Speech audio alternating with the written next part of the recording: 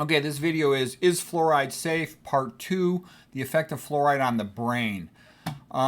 It's usually described in water as in parts per million, and typically in the range of 1 to 4 parts per million is the dose. You can also describe it in terms of milligrams per day. Basically, when there's 1 part per million in the water, on average, that ends up being about 2 milligrams per day ingested. It's a little tricky to calculate the dose because there's also transdermal absorption. That's another reason why I'm not that enthusiastic about swimming as a sport, because quite often the water in these pools is fluoridated, and they also will have put aluminum in it if they're using sort of the same tap water everybody else gets, municipal water, city water. And so it's going to have fluoride in it, aluminum in it, and then they tend to put very high chlorine in the pool. So all that's kind of toxic. It's more toxic, the F-, when it is combined with other metals like aluminum, which is routinely done. Aluminum is used as a clarifier in tap water. F- makes compounds more lipophilic, more able to cross the blood-brain barrier. That's why it's in tons and tons of medications. Neuropsychopharmaceuticals, it's super common in those, okay? Like Prozac, fluoxetine, fluoroquinolone antibiotics. It's in some antifungals, NSAIDs, corticosteroid medications. You'd be amazed how many medications it's in. Sometimes it can also increase the half-life of a medication because F- substitution for hydrogen can sometimes block cytochrome P450 liver hydroxylation for detoxification. So the point I'm saying is, that's another reason why I'm not a big fan of taking all these pills, because very often pills are going to have F- in them. It's a waste product from aluminum production and fertilizer factories. It has a small reduction in dental cavities, but for me the trade-off's nowhere near worth it. And when they initially came out, there was a study, perhaps related to the aluminum manufacturing industry, and the dental associations then endorsed F-. But now with all the new data coming out about the problems with it, the dental associations refuse to remove their endorsement of it. They're sort of legally locked behind it, which, I don't agree with, but that's what they're going to do because they're afraid they'll be sued if they change their position on it. Okay, this is just a little bit about the terminology. When you're talking about the element, it's "ene," like fluorine. When you're talking about the ion, the charged particle, it's "ide," like fluoride. And when you're talking about attaching it to something, you put an O at the end for the prefix, so it'll be fluoro. Okay, mechanisms of toxicity. It'll also disrupt collagen. Collagen is the most common protein in the human body, about 1/3 of the protein in our body. And it has a very unique structure, and fluoride can disrupt that. When it changes the structure of proteins, including collagen, sometimes the immune system will no longer recognize them as normal, and they can become what is called a PAMPs. PAMPs is PAMPS. P for pathogen, A associated, M molecular, P patterns. And that can get the immune system to react against it. So this can increase the risk of an autoimmune disease. By disrupting the collagen, it's thought this is associated with F- causing accelerated calcification of arteries. Of course, we think of atherosclerosis as the main cause of arterial calcification, and it is, but F- appears to contribute to this. Okay, when you make collagen, you got several unique amino acids. First of all, there's the production of the string of amino acids, translation of the protein, but subsequently there's modification of the proline and the lysine amino acids in the protein. They get hydroxylated, hydroxyproline, hydroxylysine, and F- interferes with that. The next step is to convert the fibrils of collagen, the preliminary fibrils that contain hydroxyproline and hydroxylysine. They get twisted together with 2 other fibrils to make a triple helix. So that's a pretty unique structure for collagen. And when this is disrupted because of the F-, you'll get increased hydroxyproline, hydroxylysine in the blood and in the urine. So that's a way that one can detect that F- is damaging the collagen. So even with as little as 1 part per million in the water, you will get increased hydroxyproline, hydroxylysine in the water, in the urine of the patient, as an indicator of F- toxicity to collagen. So, like I said, collagen is the glue of the body. It holds everything together. And if you're disrupting your collagen, does the body fall apart? It certainly ages more rapidly, so it's very damaging to the human body. Poor collagen in arterial walls increases the risk of aneurysms. F minus weakens bones. It actually predisposes toward osteoporosis and a dish-like syndrome, fluorosis of the bones. And it also has a negative effect on WBC's ability to move through a process of what is called chemotaxis. So it's going to weaken the immune system's function. The main thing I don't like about it is it lowers IQ. Okay, so we talked about F minus inhibiting complex 4 of electron transport in the inner mitochondrial membrane. And you have to remember there's other things that will damage that too. Fat, especially saturated fat, will inhibit complex 3. Cadmium inhibits complex 3. So what I'm trying to say is there's a certain amount of exposure to toxins that we cannot avoid. So you want to avoid everything that you can avoid to give your body a little more ability to deal with the toxins that it has to deal with. Okay, now here's the way a person gets exposed to these toxins in real life. First of all, a lot of them are eating a high-fat meal, making their tissues hypoxic. And then on top of that, they'll have the F minus inhibiting glycolysis, Krebs cycle, and electron transport. You know, how are they going to make energy? They're not getting enough oxygen into their cells. Then all of their energy pathways are inhibited. The 3 major energy pathways are inhibited by F minus. The high-fat meal is also inhibiting electron transport. Certain foods tend to make things worse. Both tea and possibly soy can be high in aluminum, which has a synergistic effect to worsen the toxicity of F minus.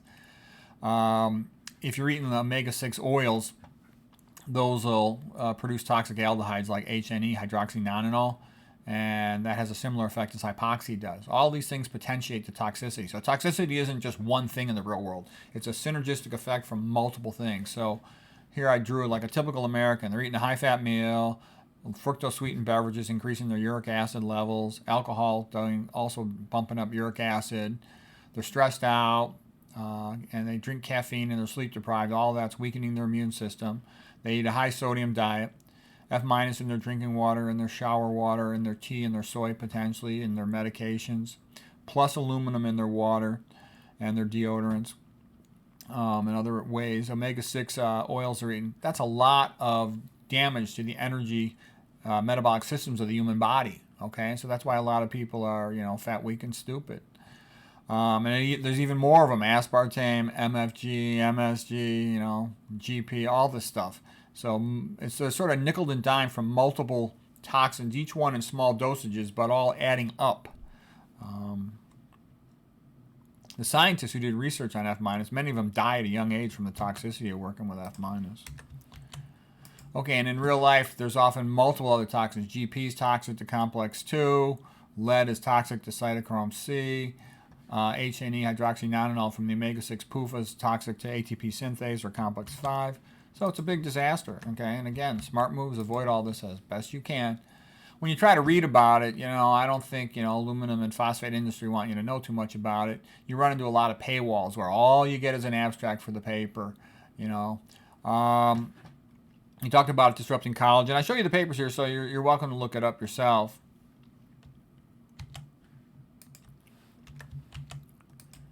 F minus easily crosses the blood-brain barrier. Like we said, it makes things more lipophilic, more able to cross the blood-brain barrier. It'll lead to an increase in reactive oxygen species and oxidative stress. There's other things that do that in the brain, like excessive iron ingestion, excessive aluminum, excessive copper. So all these things are working together to cause brain damage. Okay, it's associated with increased risk of Down syndrome, increased risk of attention deficit, increased learning disability, lowered IQ. Here's a study coming out of China, and they found that when there was F minus in high amounts in this area from a coal-burning electrical plant and excessive fluoride intake in these kids, they all had reduced mental work capacity. And I noticed that in a lot of young people. They have difficulty concentrating. And what some young people have said to me is that, everybody in our generation, and I'm talking from the ages of about, 10 to 35, they'll tell me, everybody, in our generation has attention deficit. And I'm like, that's bullshit, okay? And why would that be? Maybe they've all been exposed to some toxins, but, you shouldn't just resign yourself to failure. You should say, what's the problem? Can I fix it?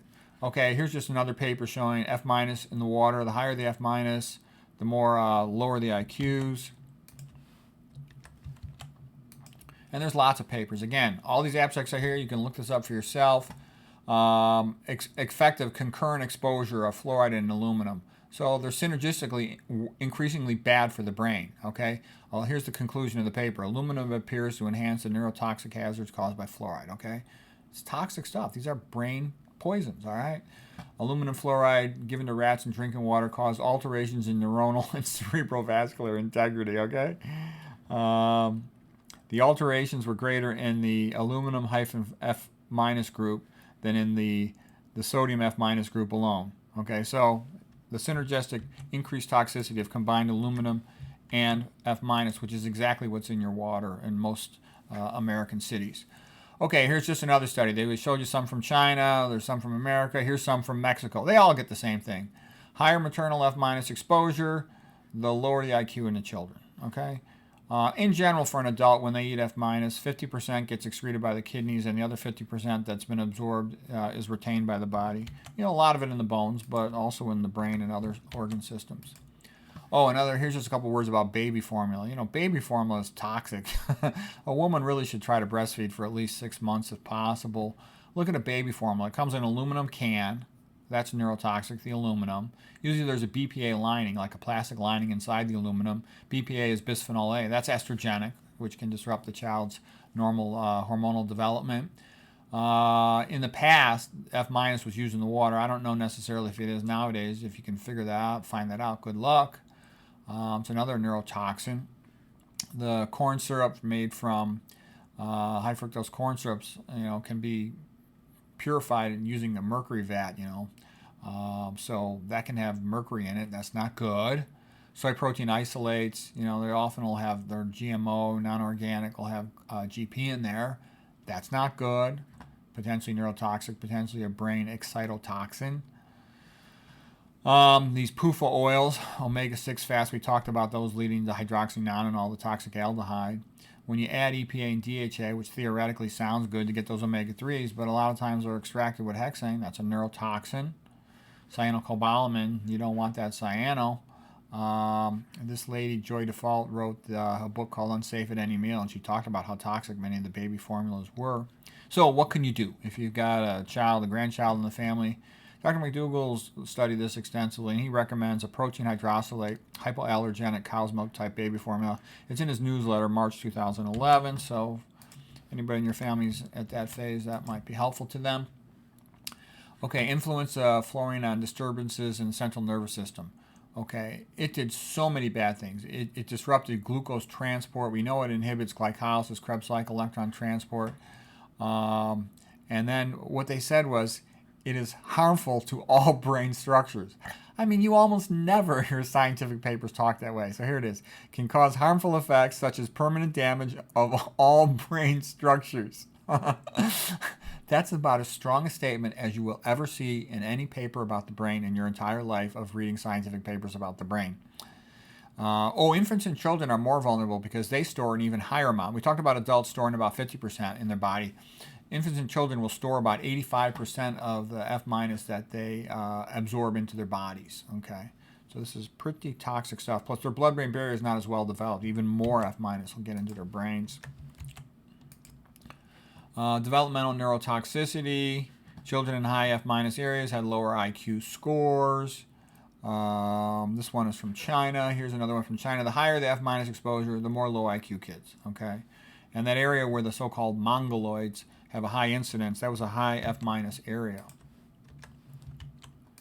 Okay, there's another paper on F- toxic to the brain and can cross the placental barrier, enter the fetus, cause brain damage. So another paper showing brain damage from F- exposure to the pregnant woman. This one, neurodegenerative changes in the brain and spinal cord with NAF, sodium F-. In rats, it caused damage, visible damage to the brain, the neocortex, the cortical gray matter ribbon on the brain, like what we have in humans, the hippocampus, the memory center, the spinal cord. This is a disaster. And I remember this paper also, had slides, the histological, what you see under a microscope with F- damage. F- is toxic to the brain in multiple ways, causes apoptosis, programmed cell death, okay, which means a gradual cell death rather than sudden cell death like with a stroke. That would be necrosis. Apoptosis tends to be a gradual, slow death due to chemical toxins. as a neurotoxic agent. It crosses the blood-brain barrier, kills neurons. Neuropsychiatric symptoms including drowsiness, concentration difficulty, learning difficulties, memory disorders. It accumulates in the hippocampus, the memory center. You know, that's a disaster. Okay. It can also be associated with a certain type of toxicity. We're not going to go into that too much right now. Glutamatic cytotoxicity. Certainly, it would probably be worse if a person was eating excessive amounts of MSG, MFG, aspartame, and all those things, which are excitatory neurotoxins, and GP is thought to be an excitatory neurotoxin, according to Stephanie Seneff. She's a popular author on that subject. How do you protect yourself? Well, in plants is all the stuff that protects you. The antioxidants, the magnesium, and the potassium. Magnesium stabilizes the glutamate neurotransmitter receptor in the brain because it blocks the NMDA receptor. So basically, this is what protects you. Same old story. You eat plants, they help protect you from the negative effects of F-. Okay, here's another paper saying F- in the brain increases apoptosis, programmed cell death. F- mimics some of the toxic effects of the brain as diabetes causes on the brain. Diabetes is a terrible disease. It strongly causes brain damage. I mean, good luck finding a diabetic over 60 who's not cognitively slow.